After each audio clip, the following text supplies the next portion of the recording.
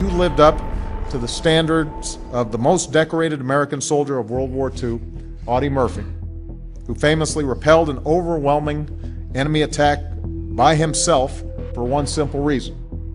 They were killing my friends. Audie Murphy survived war, fire, explosions, and every nightmare the battlefield could create. He was the soldier death could never catch. The greatest thing that ever happened to me was not as a sergeant, but as a second lieutenant. Or was I a first lieutenant? I've tried to forget all these things, you see. I don't remember my rank at the end of the war. Yet the moment his plane went down, everything about the story stopped making sense. Audie Murphy, the most decorated man of World War II, who went on to become a movie star, was found dead this afternoon in the wreckage of a light plane in the hills of Virginia. Evidence vanished. Witnesses changed their accounts. Key details were sealed away, and those who asked questions were pushed aside. What looked like a simple crash now points to something far more disturbing. The real mystery is not how Audie Murphy died, but why? From orphan to war legend, the forging of a super soldier. To understand the storm of controversy that would one day surround Audie Murphy's death, we first have to understand the forging of the man himself. His rise from an impoverished Texas farm boy to a figure of almost mythic military power was not the product of training alone. It was shaped by hardship so intense that it tempered him long before he carried a rifle into war. Audie Leon Murphy was born in the year 1925 in rural Hunt County, Texas, the seventh of 12 children in a sharecropper family that lived in unbroken poverty. Survival was the only constant. His father abandoned the family when Audie was still a child, and his mother died when he was 16. What remained of the Murphy children fell on his shoulders. Audie never had a childhood. Responsibility replaced innocence, and sacrifice became instinct. By the age of 8, he was hunting small game to feed his siblings.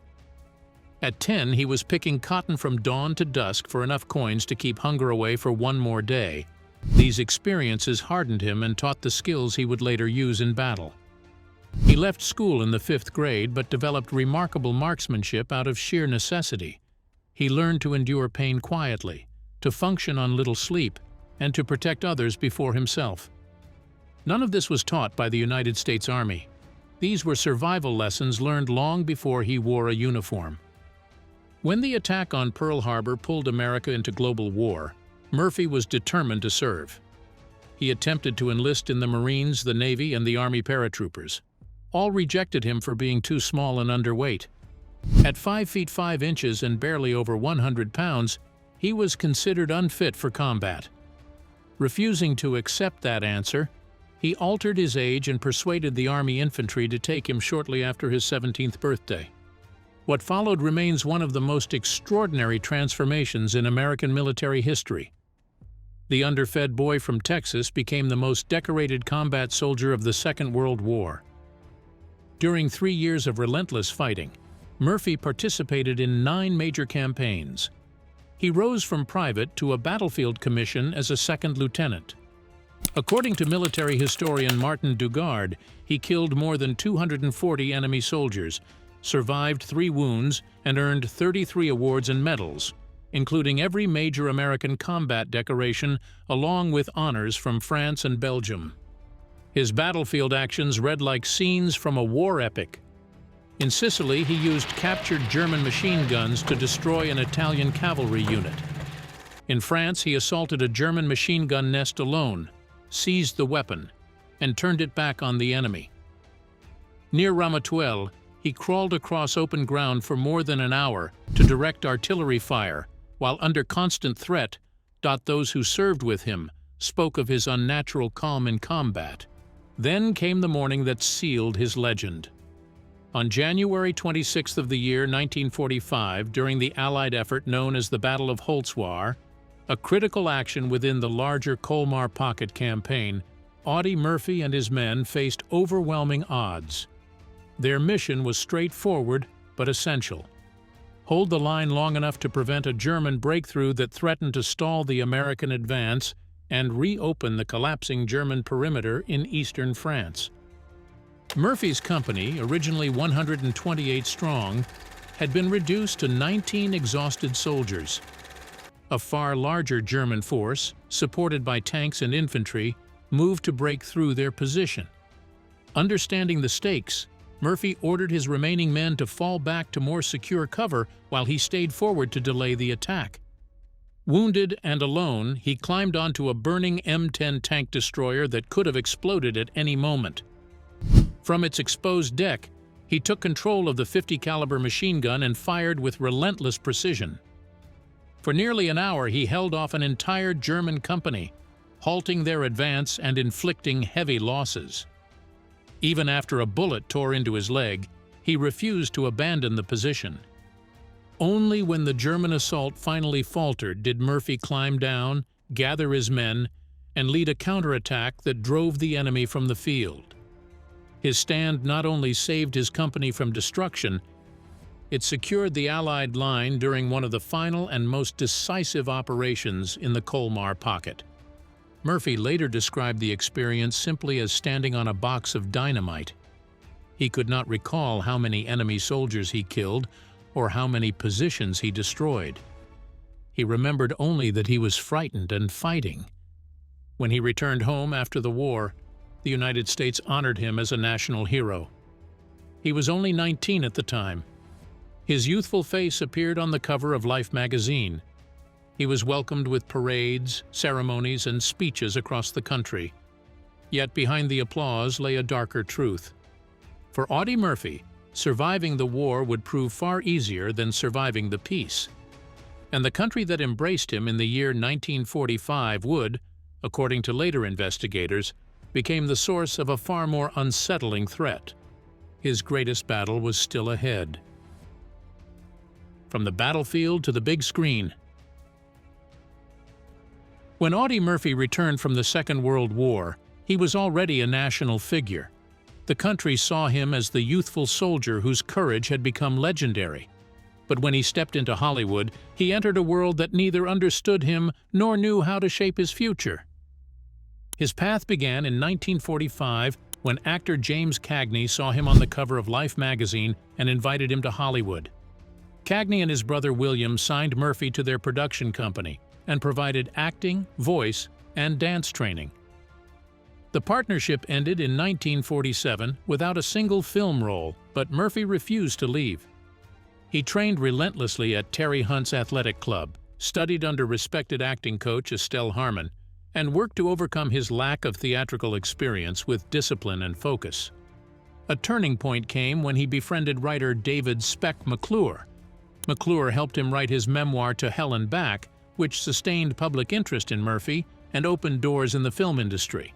Through McClure, Murphy received his first small film roles in Texas, Brooklyn, and Heaven, 1948, and Beyond Glory, the latter secured through his relationship with actress Wanda Hendricks.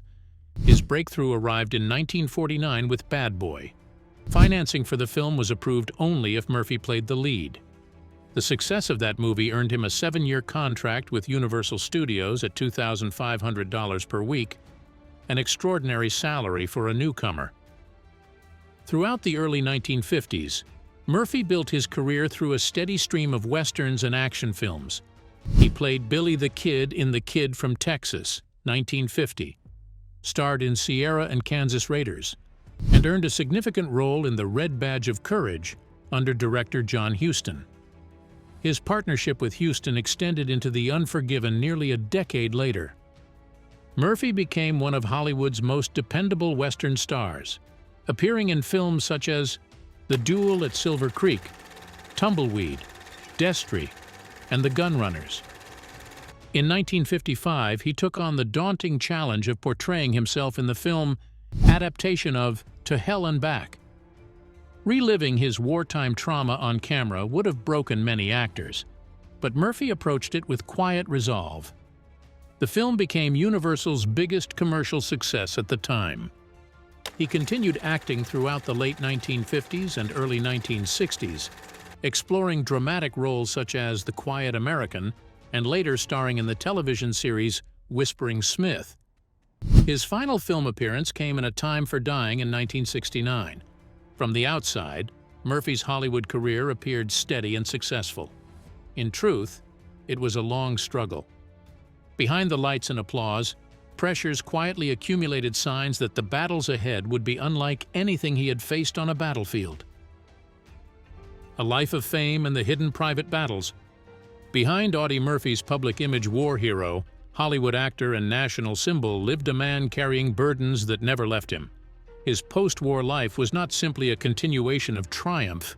It was a constant fight to build stability while managing the emotional and financial strain that lingered long after the guns went silent. In the year 1949, Murphy married actress Wanda Hendricks. The relationship began with optimism but soon collapsed under the weight of his wartime trauma. 2 years later, the marriage ended. Only 4 days after the divorce, Murphy married Pamela Opal Lee Archer, a former airline stewardess whose steady temperament provided the balance he needed. Together they raised 2 sons, Terry Michael and James Shannon, and Murphy found genuine comfort in family life. Away from the cameras, Murphy devoted himself to breeding quarter horses. On ranches he owned in Menifee, California and Pima County, Arizona, he created quiet spaces far removed from Hollywood pressures. The work reminded him of his Texas childhood and offered one of the few environments where he felt truly at ease. His horses competed at the Del Mar racetrack, and he poured significant time and resources into maintaining his ranching operations. Despite these moments of calm, financial troubles grew. Entering the entertainment business without experienced advisors led to several poor investments. His greatest setback came in the year 1968, when he lost $260,000 in a failed oil venture in Algeria. Tax complications soon followed, drawing scrutiny from the Internal Revenue Service and placing him in persistent financial difficulty. Even under pressure, Murphy refused to compromise his values. He turned down lucrative offers to endorse cigarettes and alcohol, believing it would set a poor example for young Americans who viewed him as a model of integrity. The decision cost him financially, but preserved his principles. Murphy also struggled with a volatile temper and combat-honed reflexes that no longer had a place in civilian life. In May of the year 1970, a confrontation with a dog trainer in Burbank led to his arrest on assault charges. He denied the accusations and the case was dismissed, but the incident underscored the lasting imprint of war on his behavior. Throughout his acting career, Murphy maintained close ties with the military. After the Second World War, he joined the Texas Army National Guard, attending training camps and allowing his image to support recruitment efforts. He returned to active duty briefly in the mid-1950s, reached the rank of major, and later continued his service in the United States Army Reserve until 1969. Even as he fought to build a peaceful life, a more troubling struggle was beginning, one emerging from the very institutions he believed existed to protect soldiers like him. Silent battle after the war. When Audie Murphy returned from the Second World War, the nation believed his hardest battles were over. He had survived the deadliest fighting of the century, earned more decorations than any American soldier of his generation, and become a symbol of unwavering courage. But the war inside him had not ended. It had only changed shape. Soon after his return, military leaders considered recommending him for admission to the United States Military Academy at West Point. Interest existed on both sides, but Murphy declined. Historians believe he understood that the mental and emotional strain he carried would collide with the Academy's intense pressures. After years of non-stop combat, he lacked the focus and stability such an environment demanded. Instead, on June 8 of the year 1945, he reported to Fort Sam Houston in San Antonio. Parades, ceremonies, and celebrations followed. On August 21, he received the Good Conduct Medal, and on September 21, he was discharged as a first lieutenant with a 50% disability rating. He then entered the Officers Reserve Corps, maintaining a military connection without full-time service. Behind the applause, Murphy faced relentless private suffering. He battled chronic insomnia, nightmares, and disorienting flashbacks. Fearing an attack in his sleep, he kept a loaded pistol under his pillow. Many nights he woke in terror, believing he was back in combat. A medical evaluation in the year 1947 revealed the toll these symptoms had taken. Murphy experienced frequent headaches, vomiting, and severe sleeplessness. To cope, he began using the sedative Placidil. The medication offered temporary relief, but soon led to dependence. By the early 1960s, Murphy forced himself through a solitary week of withdrawal in a hotel room. He emerged free of the drug, though not of the unseen wounds that had driven him to it. Those close to him saw the effects. His first wife, Wanda Hendricks, later described moments of fear when Murphy, lost in a flashback, reacted as if under attack. She also witnessed his deep empathy. Footage of German war orphans once reduced him to uncontrollable tears. Unable to share his trauma publicly, Murphy turned to poetry. His haunting work, The Crosses Grow on Anzio, reflected the sorrow he carried, though he credited it to a fictional character to avoid revealing his own anguish. In a time when psychological trauma was dismissed as weakness, Murphy spoke openly about the mental cost of war. He urged the government to recognize and treat emotional injuries with seriousness. His efforts were honored 5 months after his death in the year 1971, when legislation created the Audie L. Murphy Memorial Veterans Hospital in San Antonio. Murphy's battle did not end in Europe. It followed him through every chapter of his life, and soon, it would lead him into a conflict far more hidden than any he faced in uniform. The Final Flight and the Everlasting Echo. In late May of the year 1971, the nation was shaken by news that felt impossible to accept. Audie Murphy, the soldier who had endured years of brutal combat and survived battles that claimed countless others, was gone. His death did not come on a battlefield, but on a fog-shrouded mountainside near Roanoke, Virginia. That morning, the Blue Ridge Mountains were hidden beneath heavy rain and dense cloud cover. Flying conditions were poor, and visibility was nearly zero. In those conditions, a twin-engine Aero Commander 680 departed Martinsville, Virginia. The pilot, Herman Butler, had nearly 8,000 flight hours and considerable experience, but he held only a private license and lacked the instrument rating needed when visual cues disappeared. 14 minutes after takeoff, the aircraft struck Brush Mountain, killing Butler, Murphy, and the 4 other passengers instantly. Search teams located the wreckage on May 31st. The news spread across the country with numbing speed. A man who had survived the worst the war could offer had been lost in an instant of blind flight. Murphy's widow, Pamela, retreated from public life but dedicated herself to service.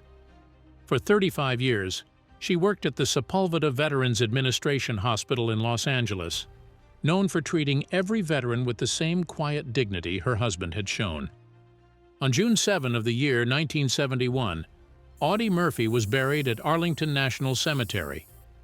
The funeral drew national figures including George Herbert Walker Bush and General William Westmoreland, along with soldiers from the 3rd Infantry Division. His grave, marked by a simple headstone reflecting his own wishes, lies in Section 46 facing the Memorial Amphitheater. Today, it is the cemetery's 2nd most visited site. Tributes followed. A memorial stone was placed near the crash site in the year 1974. And in 1975, Murphy's family received $2.5 million in federal compensation. His influence in film and public life endured. He earned a star on the Hollywood Walk of Fame, and in the year 2013, Texas awarded him its highest military honor. After his death, previously unseen aspects of his creativity emerged.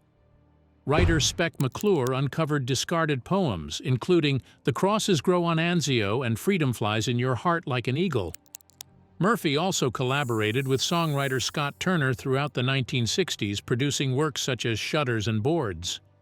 Audie Murphy left behind a legacy of courage, service, and humility. But as the world mourned a fallen hero, the circumstances of his final flight began to raise questions that refused to fade, questions that hinted at a mystery far deeper than a tragic accident. The questions that refused to die. In the months after Audie Murphy's funeral, official reports were filed, the case was closed, and the nation moved on.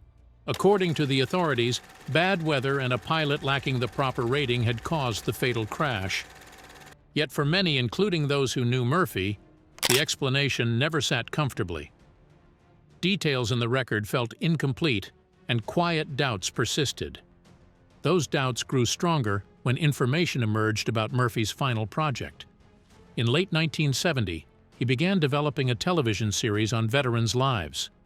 As he visited Veterans Administration hospitals, he uncovered troubling inconsistencies in treatment, record-keeping, and the use of federal funds. By early 1971, he was no longer asking general questions, he was demanding answers to specific issues that, according to later investigators, made certain officials deeply uneasy. He wanted to know why medical supplies allocated to veteran care were routinely missing, why hospital budgets showed unexplained transfers to outside research partners, and why some veterans reported receiving treatments they did not recognize and had not consented to. He also began asking which government agencies were funding psychological experiments inside VA facilities, and why those programs were not listed in any public records. Each question pointed directly at the possibility of misuse of federal money, unethical medical practices, and undisclosed partnerships between the Veterans Administration and intelligence-linked organizations.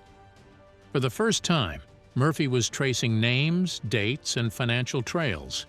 And those were the questions that, according to investigators decades later, triggered the concern and the attention of people far beyond the VA. The pilot, Herman Butler, immediately became central to the mystery. Aviation expert Richard Collins emphasized that Butler was an experienced aviator with nearly 8,000 hours in the air and a reputation for caution. His decision to take off into dense fog and heavy rain baffled experts. 14 minutes after departure, the plane struck Brush Mountain, killing all 6 aboard. The National Transportation Safety Board concluded the cause was pilot error. But years later, former NTSB investigator Paul Martinez reviewed the file and noted significant gaps. Key forensic steps were omitted, and several witness statements that challenged the official conclusion were minimized or ignored. Multiple residents near Brush Mountain reported hearing an explosion in the air before the aircraft descended. At least 3 witnesses stated that the sound occurred several seconds before the crash, not during impact. One teenage witness described a sharp boom above the ridge, followed by silence, and then the sound of the plane hitting the slope. Others reported seeing the aircraft flying unusually low and banking erratically, behavior inconsistent with weather-induced disorientation. Yet none of these accounts were meaningfully incorporated into the investigation. Additional anomalies deepened the questions. Former Federal Aviation Administration investigator Thomas Rawlings highlighted that Butler flew far below the minimum safe altitude for mountainous terrain, an inexplicable choice for a veteran pilot. Debris patterns also raised concerns. Aviation specialist Rebecca Chen noted that several components appeared to have separated before impact, and critical parts were never recovered. In 2019, metallurgist Dr. Howard Kleen identified stress fractures in archival photos that suggested structural failure occurred mid-air, not upon impact. Even Butler's background proved troubling. Declassified records from 2015 revealed his connections to Air America, a Central Intelligence Agency-linked airline, and unexplained gaps in his employment history. For years, these inconsistencies remained unresolved, but they formed the foundation of a question that refused to fade and would soon lead investigators into far darker territory. The turning point: evidence of a silenced truth. In 2018, everything changed.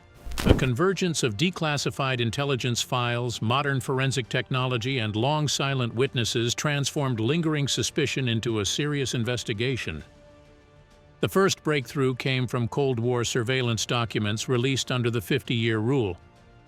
Inside thousands of pages, researchers discovered an unexpected pattern. Audie Murphy had been under extensive federal surveillance beginning at least in the year 1969. Historian Dr. Eleanor Whitfield confirmed that Murphy's phone calls were recorded, his mail intercepted, and informants placed within his personal circle. Internal memoranda listed him as a priority subject under the COINTEL program, the Federal Bureau of Investigation's domestic counterintelligence initiative aimed at perceived threats to national interests. Former agent and whistleblower Samuel Drake called the level of surveillance extraordinary. The resources allocated to monitoring Murphy were comparable to those used against major political figures. The question was obvious. Why would America's most decorated soldier warrant such scrutiny? The answer appeared to lie in what Murphy was investigating during his final year. Few outside his inner circle knew that Murphy had begun developing a television series on the treatment of American veterans. While researching the project, he visited Veterans Administration hospitals, spoke with staff and patients, and reviewed internal practices. What began as a documentary evolved into an alarming discovery. Murphy found signs that Veterans Administration resources were being diverted into classified research programs. Interviews with his associates revealed that he had collected documents suggesting unauthorized experimentation on veterans, using psychological conditioning techniques later associated with programs such as MK Ultra. By early 1971, Murphy had identified specific facilities involved in questionable research, interviewed former patients who believed they had been used as test subjects, and traced financial pathways from Veterans Administration budgets to front organizations tied to intelligence agencies. According to Dr. Whitfield, he had assembled names, dates, and evidence sufficient to expose multiple covert operations if he chose to go public. Records show that Murphy scheduled meetings with journalists from the Washington Post and the New York Times for mid-June of that year. His appointment calendar, recovered from the crash site and recently re-examined, confirmed these plans. He also contacted his attorney to establish a legal defense fund for Veterans Administration employees who wished to testify. The completed paperwork was found in his briefcase, though it was never listed in the official inventory of recovered items. As these revelations surfaced, investigators re-examined the physical evidence from the crash using modern forensic methods. What they found suggested that Murphy's plane had not simply failed. Aviation forensics expert James Michaels identified tool markings on key components of the aircraft's control system. These markings did not match factory installation or routine maintenance. They indicated tampering designed to escape pre-flight inspection. The most troubling finding involved the elevator control cables, which govern a plane's climb and descent. Modern analysis showed the cables had been deliberately weakened. Under turbulent conditions common in the Blue Ridge Mountains, the system would fail instantly, sending the aircraft into an unrecoverable dive. Michaels described the modification as a method consistent with covert sabotage, subtle, fatal, and easily dismissed as mechanical failure in the early 1970s. Then, in the year 2020, a former technician from the Martinsville airport came forward with a sworn statement. He reported seeing two unfamiliar men working on Murphy's aircraft the night before the flight, men who were not part of the regular maintenance crew and who left no service records. When he mentioned the incident after the crash, his supervisor instructed him to remain silent. Further metallurgical testing supported the sabotage theory. Stress signatures on recovered fragments matched patterns caused by partial cutting, a known technique used to guarantee mechanical failure under specific conditions while imitating age-related wear. The most unsettling testimony came from a former intelligence operative now in his 90s. In a sworn affidavit, he stated that Murphy's death was part of a containment operation authorized after Murphy was deemed a threat to sensitive programs. His account aligned with partially redacted government documents from the early 1970s and flight records placing intelligence assets in the Martinsville area days before the crash. Historical context strengthened the concern. Former Central Intelligence Agency historian Dr. Robert Garrison noted that the Church Committee hearings in 1975 exposed widespread domestic surveillance, harassment, and covert activities targeting American citizens labeled national security risks. The possibility that such methods were used against Audie Murphy, however, stunned researchers. Finally, internal memoranda from the days after the crash revealed efforts to shape the official narrative. Classified documents showed instructions to direct the investigation toward pilot error and to minimize or disregard evidence suggesting alternative explanations. One memo dated June 3rd of the year 1971 stated, "Issue resolved per operation redacted. Investigation proceeding as planned with expected conclusions. All assets positioned to manage deviations from narrative." Taken together, the evidence formed a picture far darker than the original report. The soldier who survived the bloodiest battlefields of Europe may not have been the victim of bad weather or misjudgment. He may have been deliberately silenced at the moment he prepared to expose a classified system that exploited the very veterans he spent his life defending. Investigative journalist Michael Thorne summarized the findings with stark clarity. The evidence did not merely raise questions. It pointed to a coordinated effort to eliminate Audie Murphy because he refused to remain silent. The family's fight for truth. For the Murphy family, every new revelation about Audie Murphy's death has been both confirmation and heartbreak. His son Terry has spent years pursuing a formal reinvestigation, driven by a conviction that the official explanation never matched the man his father was. A soldier who survived impossible odds in combat, Terry argues, was unlikely to have died in a routine aviation accident. As new evidence surfaced, he became convinced that his father was silenced for uncovering wrongdoing within the veterans system. For more than 5 years, Terry has confronted a maze of federal agencies. He describes a pattern of withheld records, heavy redactions, and key evidence that disappears without explanation. Witnesses have died before giving statements, and requests for documents are routinely denied under national security claims despite the passage of more than 50 years. Still, Terry refuses to stop. He believes his father's principles demand persistence. The family's efforts have gained support from veterans organizations across the country. To many veterans, Murphy's case represents a broader pattern of institutional neglect. They argue that if the nation's most decorated soldier could be silenced for speaking up on behalf of his fellow veterans, then ordinary servicemen stood little chance of being heard. In the year 2022, a bipartisan group of senators called for an independent commission to review the case. Although the Department of Defense and the Veterans Administration acknowledged the request, neither has taken meaningful steps forward. Analysts argue that if the allegations were baseless, full transparency would be the simplest response. The continued resistance suggests otherwise.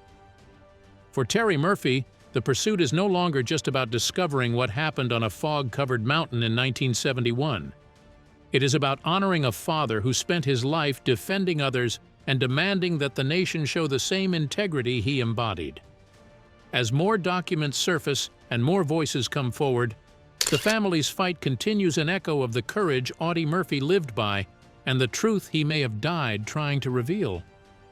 Audie Murphy survived the deadliest battlefields in history. Yet the real danger may have waited for him at home. Decades later, the questions still echo, the evidence still unsettles, and the truth remains just out of reach. One thing is certain: the story of Audie Murphy is far from over, and the answers we uncover may change everything we thought we knew. If you want to dive deeper into mysteries like this, don't forget to like, share, and subscribe to the channel. Your support helps us keep the truth alive.